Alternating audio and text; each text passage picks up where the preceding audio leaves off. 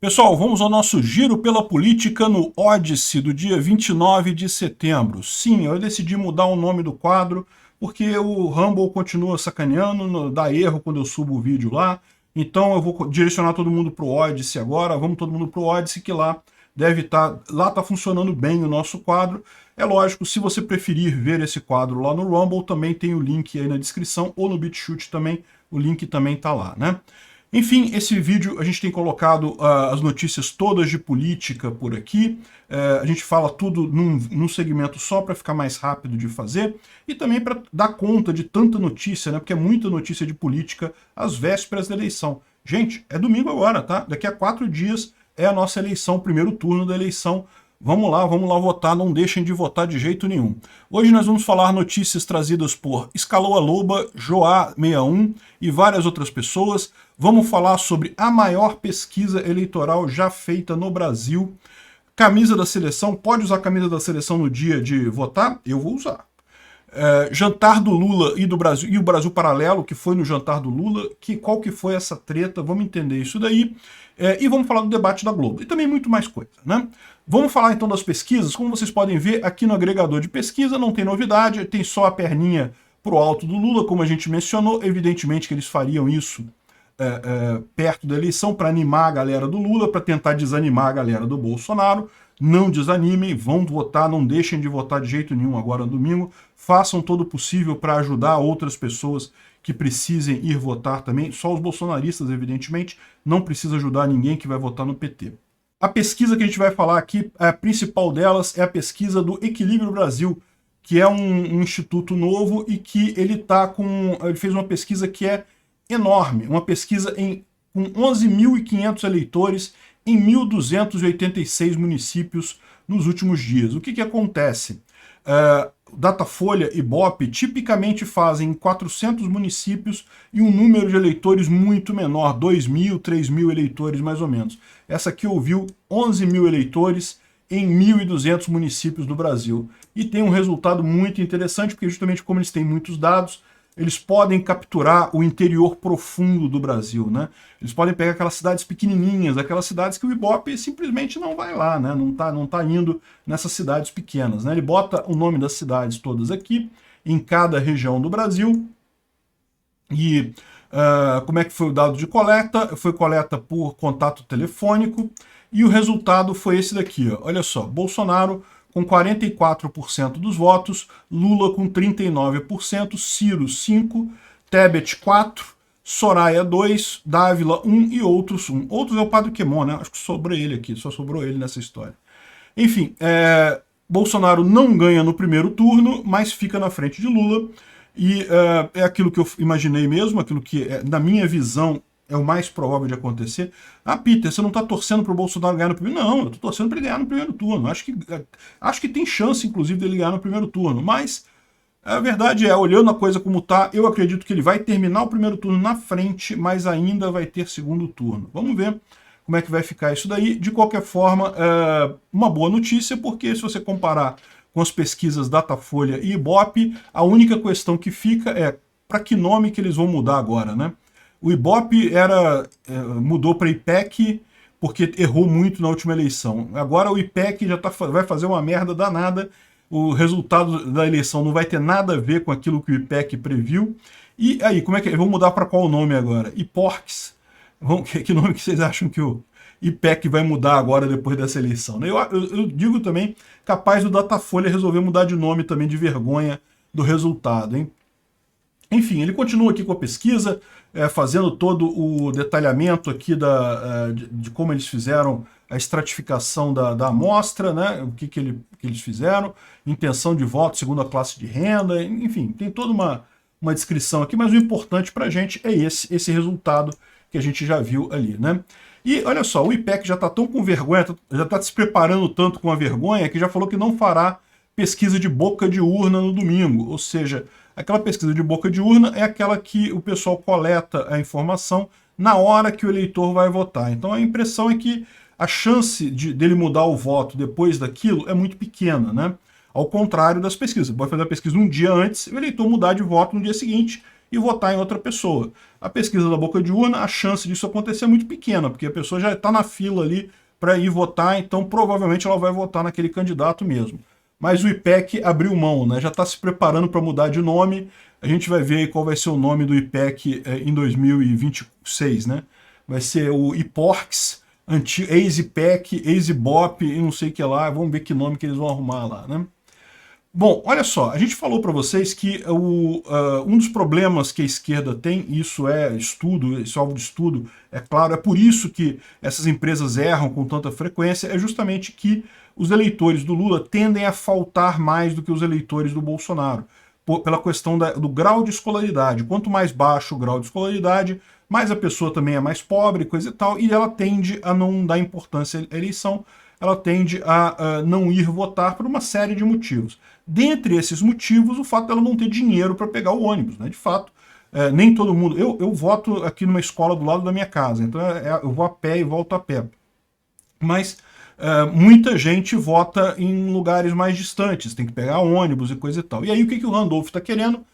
Acionou o STF para garantir transporte público gratuito, que é ônibus de graça para quem for votar nesse dia. Olha o desespero do pessoal. Eles sabem que eles têm esse problema, eles sabem que a abstenção do Lula vai ser grande e que com isso, esses números fantásticos, não, que Lula vai ganhar no primeiro turno, não sei o que lá, na verdade eles estão torcendo para Bolsonaro não ganhar no primeiro turno. Essa que é a briga deles, na verdade, né? Eles estão usando um código para comunicar isso, né? Então, esse é o problema deles. E uma das formas que eles estão querendo agora, a essa altura do campeonato, é exigir transporte gratuito. Isso, evidentemente, é totalmente inefetivo. Por quê? Porque não existe precedente desse tipo de coisa. Para uma medida desse tipo, o governo teria que indenizar as empresas de ônibus, pagar essas passagens, né? Isso seria realmente algo absurdo. Mas é aquele negócio. Algo absurdo quer dizer que o STF não vai decidir a favor disso? A gente não sabe, né? O que mais tem ultimamente é decisão absurda do STF por aí. Vamos ver o que vai acontecer. De qualquer forma, é aquilo que eu falei para vocês. Mesmo que tenha ônibus gratuito, eu não acredito que isso vai aumentar muito a ida desse pessoal para votar. Porque a verdade é que esse pessoal não está muito nem aí para essas coisas, entendeu? Não está preocupado com isso, então é mais provável eles usarem os ônibus para ir para a praia ao invés de ir para votar, né? Se der praia. Aqui no Rio de Janeiro, infelizmente, parece que o tempo está feio, não deve dar um dia bonito aqui no domingo, não, né? E também não é só isso. Como eu falei, esse pessoal ele não tende a não votar. Um dos motivos é pelo dinheiro, mas não é o único motivo. Tem um monte de outras coisas também, né? Principalmente o cara está mais preocupado com a vida dele do que com o voto, não está tão interessado em eleição assim. Então não creio que vai fazer grandes diferenças esse negócio de transporte público gratuito. Se for seguir a lei, o STF não pode dar isso é uma coisa de supetão, assim, do nada. Como é que vai acontecer? As empresas de ônibus precisam de preparação, elas precisam saber que vai botar mais ônibus, né? Porque de graça vai ter um monte de gente usando ônibus de graça, né? Então, eu não acredito que isso passe, mas existe a possibilidade, sim, o STF tomar medidas absurdas, não é incomum, né? Olha uma aqui, ó. O Gilmar Mendes suspendeu a multa de 18 milhões aplicada a Lula pela Procuradoria-Geral da Fazenda Nacional. É aquele negócio, né? É o que eu falo, vai bater no STF, para que lado que você acha que o STF vai decidir? É a questão que eu falei lá do Daniel Silveira aqui no Rio, com o Romário e com o Molon, né? Cara, eu adoro o Daniel Silveira, eu gostaria muito de votar nele, ele é o meu candidato preferido, só que o que eu tô vendo é o seguinte, vai bater a candidatura dele no STF, o STF vai negar essa candidatura. Agora imagina a situação, não, mas então o Bolsonaro tem que peitar o STF, coisa e tal... Cara, não tem como, bicho. O Bolsonaro vai queimar o governo dele, vai fazer golpe por causa do Daniel Silveira. Não tem lógica isso. O Bolsonaro vai ganhar a eleição, o Daniel Silveira vai ganhar aqui no Rio, só que aí o STF vai anular os votos dele e aí vai entrar o Molon no lugar aqui do Senado aqui no Rio. Então, eu, sinceramente, eu já mudei meu voto pro Romário, não gosto do Romário, o Romário é um merda, mas é um merda menos merda do que o Molon. Enfim, esse é o problema, a gente tá agindo... O STF não vai ter coragem de, por exemplo, tirar Bolsonaro da disputa, porque aí ele sabe que vai estar dando um golpe aqui no Brasil, né? Mas tirando isso, proibir Bolsonaro de assumir, proibir Bolsonaro na eleição, tirando isso, todo o resto que eles puderem fazer contra Bolsonaro, eles vão fazer. E aí é isso aí, não tem outra saída não. Vamos com calma, que é melhor esse caminho agressivo, mas sem quebra institucional, do que quebra institucional. Não sei se vocês sabem, mas é proibido beber no dia da eleição, né? Sabiam disso? Pois é, a regra diz que é proibido, mas na prática a maior parte dos estados não restringe venda de bebida alcoólica, apenas 8 estados vão fazer essa restrição, então se você tiver num desses estados aqui, ó, Acre, Amazonas, Roraima, Rio Grande do Norte, Maranhão, Mato Grosso do Sul, Paraná e Tocantins, se você quiser beber uma cervejinha no domingo, é bom você comprar essa cervejinha antes, porque no domingo os bares, restaurantes não vão estar vendendo bebida alcoólica, né? Besteira isso, não tem lógica nenhuma. A justificativa disso é para a pessoa não ficar bêbada e não sair votando de forma amaloucada e depois se arrepender do voto. Ah, porra, para com isso, né? Pessoal sóbrio já é pior do que bêbado. Bêbado, de repente, os votos iam ser até melhor. Bom, o TSE, a gente já falou sobre essa notícia, estuda fechar clubes de tiro e vetar a camisa da seleção. Fechar clubes de tiro é aquela ideia para dar aquele negócio da violência política. Não, porque Bolsonaro fez violência política e não sei o que lá. É lorota, a gente sabe que ninguém vai deixar de votar por conta disso, mas essa é a ideia deles. E a camisa da seleção, também eu falei para vocês que não tem lógica nenhuma. Por quê? Porque, pela lei, você pode usar a camisa do partido do candidato. Então, mesmo que eles cheguem à conclusão de que a camisa da seleção é a camisa do Bolsonaro, eles vão proibir isso, né? Não tem por que proibir esse tipo de coisa. Então, mais uma coisa aí que eu acho que não vai dar em nada. Agora, uma preocupação deles é os mesários, né? O pessoal que está ali na mesa da sessão ali para votação, usarem camisa da seleção brasileira. Eu acho que é uma besteira também, até porque eu já vi mesário com a camisa do Lula, então, mesmo que você considere que a camisa é uma camisa do Bolsonaro, que não é verdade, porque a camisa da seleção é a camisa do Brasil, mesmo que você considere que ela é do Bolsonaro, não tem por que impedir, nunca houve esse problema, mas sabe como é que é? É bem provável que o TSE proíba os mesários de usarem a camisa da seleção. E aí minha dúvida é, vão proibir eles de usar também a camisa do PT?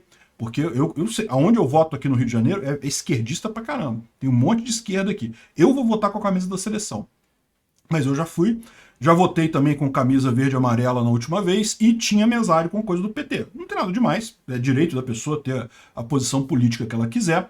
Agora, a minha dúvida só é, se o STF vai proibir um lado, vai proibir o outro também? Como é que vai ser, né? O Bolsonaro falou aqui, ó, militares suspenderão sessão que barrar a camisa da seleção. Achei isso aqui meio forte, né? Mas enfim, é o que o Bolsonaro está falando, que, pô, é um absurdo esse negócio de não poder usar a camisa da seleção na votação, né? Realmente foge totalmente da coisa. Pela regra que existe do TSE, que é uma regra conhecida, a manifestação silenciosa é permitida. Você não pode sair gritando Bolsonaro na urna, na sessão eleitoral, a bandeira, que você fica balançando a bandeira, isso não pode, isso só pode fora. Na sessão eleitoral, você só é permitida a manifestação silenciosa, que é o quê? Vestir a camisa do candidato. Você pode vestir a camisa do candidato, não tem problema nenhum, né? Ontem a gente falou sobre o gesto que o Moraes fez de degola, né? Passar o dedo no pescoço, assim. E hoje advogados pediram o afastamento dele do comando do TSE devido à suspeição, né? Porque ele fez aquele gesto e coisa e tal. Ele disse que o gesto foi uma brincadeira com o assessor dele. E eu não duvido, pode ter sido uma brincadeira com o assessor mesmo, não tem problema nenhum. Mas a gente viu recentemente aqui no Brasil o Felipe Barros, Felipe Martins, desculpa, Felipe G. Martins, que era assessor lá do Bolsonaro, que estava numa reunião no Senado, e ele ajeitou a lapela dele aqui e o pessoal interpretou aquilo como ele fazendo um símbolo de supremacista branco e não sei o que lá, encheram o saco do cara, uma coisa totalmente sem sentido, né? Se é um gesto de brincadeira e coisa e tal, pô, se vale gesto de brincadeira, então vale, porque negócio é esse de só valer para um lado, né? A gente sabe que é o que eu falo para vocês, é o desespero da esquerda. A esquerda está totalmente desesperada, eles sabem que estão perdendo apoio e aí ficam nesse desespero de tentar pegar qualquer coisa para fazer valer o lado deles, né? Aqui a Carolina Brígido falou, Moraes pode mandar prender o Bolsonaro e coisa e tal. O Bolsonaro falou que ultrapassou todos os limites com a decisão que autorizou a quebra do sigilo bancário do ajudante de ordem, coisa e tal. Não vai prender o Bolsonaro. Ela fala aqui que não vai prender o Bolsonaro, mas ela diz que Bolsonaro está preocupado com a possibilidade do Moraes pedir um mandato de prisão contra ele. Isso é falso, não é isso que o Bolsonaro está preocupado. Ele falou, inclusive, ele sabe que não tem nada ali de informação sensível. O que ele está preocupado é que essas informações vão ser usadas à véspera da eleição pela imprensa. O Moraes vazou essas informações todas para a imprensa, que vão usar isso contra Bolsonaro agora nesses próximos dias. Pode ter certeza. Vai aparecer um monte de coisa aí de Bolsonaro gastou não sei o que lá, com não sei o que, coisa e tal, sendo que isso é pura propaganda e foi feito pelo Moraes de uma forma totalmente ilegítima, de uma forma ilegal. Um claro ataque contra o Bolsonaro. Ele não está com medo de ser preso, ele sabe que ele não pode ser preso. Mais do que isso, ele sabe que uma ação desse tipo pelo STF, meu amigo, o Brasil desaba. Não vai sobrar pedra sobre pedra aqui se tentar empreender o Bolsonaro agora a essa altura do campeonato. Mas prejudicar ele com propaganda na televisão, é possível que o Moraes esteja por trás disso, né? Bom, teve o tal do jantar com Lula lá em São Paulo ontem, e o Alckmin deixou umas mensagens do tipo, olha só, o Alckmin falou assim, ó, Lula terá que fazer um gesto pelo final do clima de ódio na política, um gesto magnânimo de quem ganha.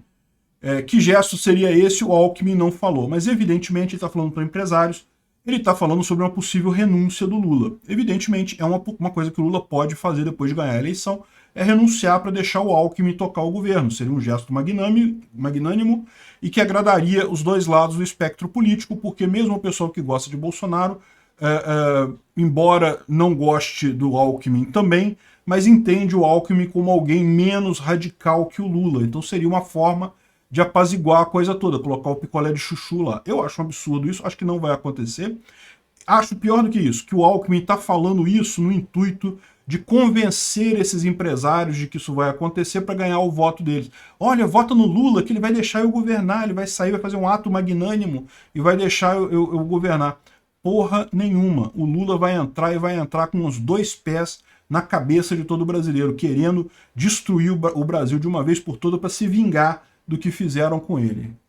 E isso aqui foi uma das coisas que aconteceu no tal jantar com empresários em São Paulo, né? O Lula fez ali alguns acenos e coisa e tal. No final das contas, ele disse que fez um golaço e um tropeço, né? O golaço, segundo eles dizem aqui, é justamente dizer que o Alckmin vai estar muito presente no governo dele. Repara como é que eles estão pintando isso para o pessoal, os isentões, né? Tá vendo? Vota no Lula que vai deixar o Alckmin fazer as coisas. Vai porra nenhuma, quem vai governar vai ser o Lula, é daí para pior, ele vai chutar o Alckmin para escanteio, vai deixar ele por fora, né? E aí o outro ponto foi a questão do teto de gastos, né? Que ele falou, não, que pode tirar o teto de gastos, porque os meus governos sempre foram fiscalmente responsáveis. E aí o pessoal falou, pô, olha só, esse é um argumento meio merda, porque já que você vai governar de forma responsável, então por que não deixar o teto de gasto, né? Se você vai tirar o teto de gasto, por quê? Se você vai governar de forma responsável, não precisa, deixa o teto de gasto lá. Então, ou seja, está na cara que esse foi o ponto fraco, segundo eles, né? Bom, mas teve uma outra polêmica nesse jantar com o Lula, que foi a presença do pessoal do Brasil Paralelo. Eles foram lá, participaram do jantar e quando alguém apontou que eles estavam lá, houve muita crítica e coisa e tal do pessoal, eles levantaram o fato de que, não, a gente foi lá jornalisticamente, chamaram a gente. Então, ao invés de a gente acompanhar o jantar à distância, a gente foi lá presencialmente para tirar notícia, para pegar informação e coisa e tal. O que é um argumento meio merda, né? Eles poderiam ter mandado um repórter para lá, porque foram eles os donos do negócio lá. E pior do que isso, criticaram Lula, falaram que Lula é ladrão e não sei o que lá, e não sei o que lá, e que eles são uma empresa isenta. E para mim, na minha opinião pessoal, você pode acreditar neles, não, foi só um engano, eles foram lá e coisa e tal, sem querer, convidaram eles foram lá, apareceram lá sem querer. Mas para mim essa questão de te mostrar isento neste momento é um erro enorme. É o erro do isentão paulista, do MBL, do Novo, desse pessoal. Ai não, eu sou isento, eu estou isento nessa briga, eu não quero tomar lados. Meu amigo, não quer tomar lado, vai votar no Lula. É o que eu estou chegando a essa conclusão. Pode falar que Lula é ladrão, não, Lula é ladrão, não sei o que lá, mas esse pessoal que fala em isenção, não, a nossa empresa jornalística está isenta. Eu cancelei meu Brasil Paralelo, não vou mais pagar não. Eu tô fora desse negócio. Para mim já assinaram um decreto de petista. Vão votar 13, tenho certeza que vão votar 13. O que esses caras foram fazer lá? Não tem lógica. E aquele negócio foi até o que o Paulo Figueiredo falou. No primeiro momento ficou estranho, mas era a imprensa falando, a imprensa fala merda mesmo. O pior foi o vídeo deles explicando, dizendo que eles são isentos politicamente. Que porra de isento politicamente nessa eleição existe? Não tem esse troço de isento politicamente, não. Vai se fuder, caralho. Vai a merda, porra. Não tem isenção política nenhuma nesse momento. É gritar 22 e botar 22 e falar, não, não vamos votar no... Fomos lá pra sacanear, pra pegar a informação do cara. A gente vai votar no Bolsonaro. Não falaram isso em momento algum. Falaram que são uma empresa isenta, política isenta. Vai se fuder, enfia no rabo essa porra dessa empresa isenta de vocês. Partido de Bolsonaro divulga parecer que questiona, sem prova, a segurança das urnas. Achei isso problemático, viu? Hora errada de fazer isso, não deveriam ter feito. Aquilo que eu falei para vocês, esse negócio de ficar questionando se a urna é válida ou não, é pedir para perder a eleição, é pedir para o seu eleitor não ir votar, porque afinal, se está tudo fraudado mesmo, que diferença vai fazer se eu for votar ou não, não é mesmo? E aí o PL me lança esse relatório agora, um relatório que não tem nada a ver, porque é um relatório de compliance com a ISO 27001. Esse tipo de compliance é alguma coisa importante, coisa e tal? É de forma geral para você ter uma grande segurança, uma grande organização da segurança. Isso impede alguma fraude? Ou, ao contrário, se você não tiver os controles, isso diz que tem fraude? Não, não diz nada disso. É apenas uma norma que recomenda as melhores práticas de segurança na administração. Não fala nada sobre votação, não fala nada sobre urna. E digo mais, a ISO 27001 nem seria o adequado para esse caso. Por quê? Porque nesse tipo de situação, como a missão de tecnologia do TSE é muito diferente de uma empresa comum, a ISO 27001 é muito usada para empresas. Empresas têm todas elas mais ou menos os mesmos problemas de segurança. É a questão da financeira, de não perder lista de cliente, coisa e tal. Num caso como esse, seria muito mais recomendado a ISO 15408, que é uma ISO baseada em sistemas de fato de segurança atípicos. É o caso da eleição, você tem uma urna e coisa e tal, você tem todo um hardware próprio para isso. A 15408 é que é usada, por exemplo, no caso de cartões de crédito. Os cartões de crédito são certificados pela ISO 15408. Então, isso aqui, pegaram uma norma, que é uma norma padrão de segurança, genérica pra caramba, e daí fizeram uma auditoria, não se sabe como, porque não deve ter sido com auxílio do TSE, o TSE não entregou as informações para eles, então certamente ficaram com uma norma, uma aplicação bem deficiente desse tipo de coisa. Mas o pior de tudo é divulgar isso às vésperas da eleição. Tenho certeza que quem fez isso é um petista infiltrado no PL. Só pode, que quer que Bolsonaro perca. Fazer esse tipo de coisa, falar sobre fraude eleitoral às vésperas da eleição, é pedir para perder. Bom, mas tivemos algumas notícias boas para o Bolsonaro ontem, né? O efeito do apoio do Neymar ao Bolsonaro. É lógico, o pessoal da mídia tá tudo chateado, né? Botar assim, não, Neymar mandou mensagem para o Bolsonaro, mas não declarou o voto. Cara, não precisa declarar voto, bicho. Todo mundo sabe que o Neymar é Bolsonaro, pô. Olha só, até usa a camisa do Brasil, pô. O pessoal da esquerda fica muito apavorado porque eles querem fazer o castelinho deles, que todo mundo apoia o Lula. Todas as pessoas do mundo, todos os famosos apoiam o Lula. Não tem nenhum famoso que não apoia o Lula, né? E aí quando vem um famoso como o Neymar, que apoia Bolsonaro, todo mundo sabe que apoia, aí ficam todos chateados e coisa e tal. O Neymar tomou cuidado de não declarar voto, por quê? Pelo problema que enfrentam também os artistas de esquerda, que a gente falou aqui. Você se declarar para um candidato, você acaba gerando propaganda negativa, acaba gerando perda de contrato, coisa e tal. Ele certamente deve ter contratos com um monte de empresas que proíbem ele de declarar voto, de assumir o lado político, né? Aí o pessoal da esquerda fala, não, porque a gente declarou, tem que respeitar o artista, respeitar a posição do artista, não pode cancelar o contrato. Cara, você assinou um contrato se comprometendo a não ser político. Agora você está fazendo coisa de política, vai perder o contrato, é isso mesmo. E aí o Neymar não quis romper o contrato dele, e nem precisa, todo mundo sabe que o Neymar apoia o Bolsonaro, e tá ótimo assim, elogiou o fato do Bolsonaro ter ido lá no instituto dele, lá em Santos, achei que ficou muito legal. É uma ajuda de peso para o Bolsonaro. E bom, a última notícia aqui é a questão do debate na Globo. Debate na Globo vai ser hoje às 10h30 da noite, hein? 10h30, tarde pra caramba. Então eu vou fazer a live aqui pra gente acompanhar o debate. Quem tiver interesse, aqui no Rumble vai ter o debate da Globo. No Rumble, agora eu não sei se eu faço no Odyssey. Podia fazer a live no Odyssey, né? Afinal, já que tá mudando tudo pro Odyssey, a gente faz a live no Odyssey. Eu vou pensar, vamos ver. É porque no Rumble a gente sabe que funciona. A gente fez as outras lives no Rumble e funcionou. No Odyssey, eu confesso para vocês que eu ainda não fiz uma live significativa aqui, né? Mas até o final do dia, fica de olho lá no meu Twitter, eu passo direitinho as coordenadas aí dessa live, né? Bom, o que vai acontecer nesse debate? Vão ser 4 blocos, em que todos os blocos vão ser de perguntas dos candidatos para outros candidatos. Não vai ter aquele negócio de jornalista fazer pergunta. Acho positivo. Mas, lógico, vai ter um negócio de pedido de resposta, né? Direito de resposta.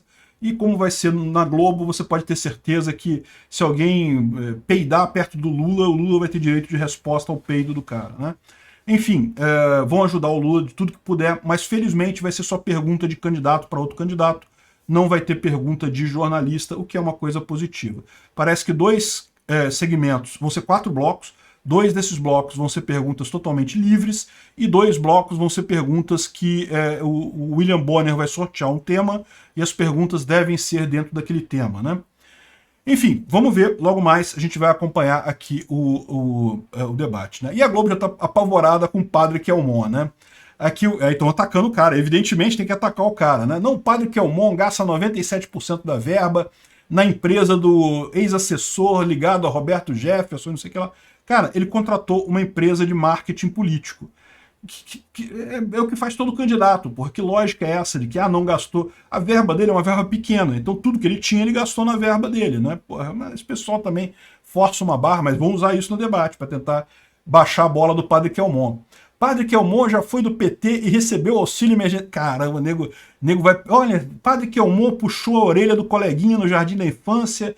Padre Kelmon quebrou a escova de dente do amigo, usou a escova de dente do amigo quando estava no exército. Vão começar a achar um monte de coisa e puxar um monte de coisa do Padre Kelmon.